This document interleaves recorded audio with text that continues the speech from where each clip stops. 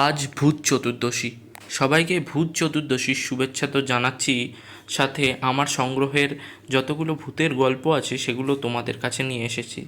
তো আমার কাছে বর্তমানে প্রায় ছয় সাতটা ভূতের গল্প আছে। বর্তমানে ভূতের বই আমার কাছে অত বেশি নেই, তবে যেগুলো আছে সেগুলো নিয়ে ভিডিও করার চেষ্টা করছি। আশা করি তোমাদের ভালো লাগবে। তো আমার প্রথম বইটা হচ্ছে তারানাথ তান্ত্রিকের গল্প, বিভূতিভূষণ বন্দ্যোপাধ্যায়ের রচনা করা। তোমরা জানো বিভূতিভূষণ বন্দ্যোপাধ্যায়ের তারানাথ তান্ত্রিক কত জনপ্রিয় একটা চরিত্র। সেই তারানাথ সিরিজের মাত্র দুটো গল্প লেখক লিখে গিয়েছিলেন এবং পরবর্তীকালে তার সুপুত্র তারাদাস বন্দ্যোপাধ্যায় এই তারানাথ তান্ত্রিক ক্যারেক্টারটিকে জীবিত রাখেন এবং বহু গল্প লেখেন, যেগুলো সানডে সাসপেন্সে তোমরা অবশ্যই শুনে থাকবে। তো তোমরা দেখতে পাচ্ছ এখানে তারানাথ তান্ত্রিকের পাশাপাশি লেখকের বেশ কিছু জনপ্রিয় ছোট গল্প, যেমন রঙ্কিনী দেবীর খড়গ, ভৌতিক পালঙ্ক, মায়া ইত্যাদি বেশ কিছু গল্প রয়েছে। বইটা গীতাঞ্জলি পাবলিকেশনের থেকে প্রকাশিত।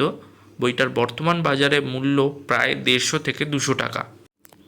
পরবর্তী বই হচ্ছে গৌতম চট্টোপাধ্যায়ের লেখা গা চমচমে আর্ট। এখানে ওনার প্রায় 7-8টি গল্প রয়েছে। গল্পগুলি সবকটিই ভূতের, তবে গল্পগুলি মূলত প্রাপ্তবয়স্কদের জন্য।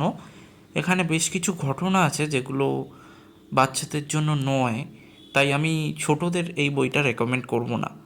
তবে এখানে গল্পগুলো প্রত্যেকটি এক একটি অন্য ধাঁচের, পড়ে অবশ্যই ভালো লাগবে। বইটার বাজার মূল্য ঠিক জানি না, তবে আমি যখন কিনেছিলাম তখন বইটার দাম মোটামুটি ছিল প্রায় 70 থেকে 80 টাকা। এরপর যে বইটা নিয়ে কথা বলবো সেটা হচ্ছে টাটকা ভূত বাসি ভূত, যেটা শিশু সাহিত্য সংসদ থেকে প্রকাশিত হয়েছে।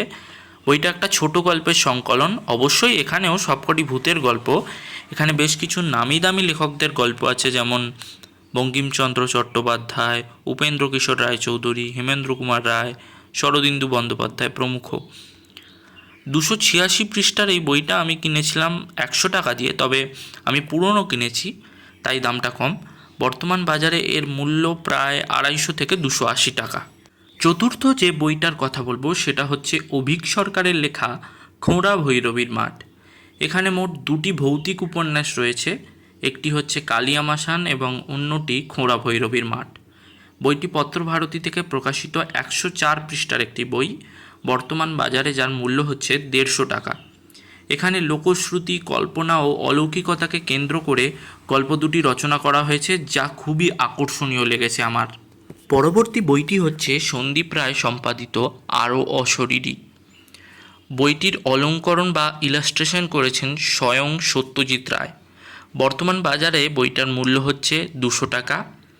এখানে বহু লেখক স্বনামধন্য যারা, তাদের লেখা গল্প রয়েছে। প্রেমেন্দ্র মিত্র, লীলা মজুমদারের মতো লেখকদের গল্প রয়েছে।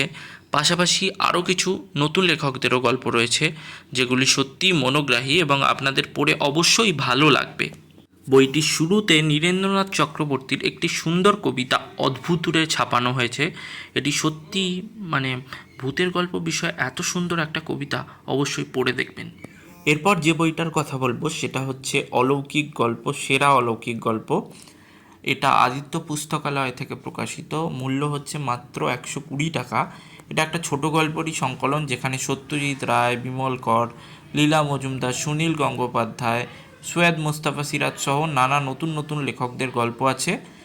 175 পৃষ্ঠার এই বইটি পড়ে আপনাদের অবশ্যই ভালো লাগবে। গল্পগুলোর সাথে সাথে এখানে ছবিও আঁকা আছে, যেগুলো ছোট বা বড় সবারই মনোগ্রাহী হবে। পরবর্তী এবং শেষ বইটি হলো শরদিন্দু অমনিবাস পঞ্চম খণ্ড, যেখানে আমরা প্রায় 30টার মতো ভূতের গল্প পেয়েছি। লেখকের অন্যতম জনপ্রিয় একটি চরিত্র ভূতান্বেষী বরদা সিরিজের সমস্ত গল্প আমরা এখানেই পেয়ে যাব। পাশাপাশি বেশ কয়েকটা লোমহর্ষক গল্প আছে।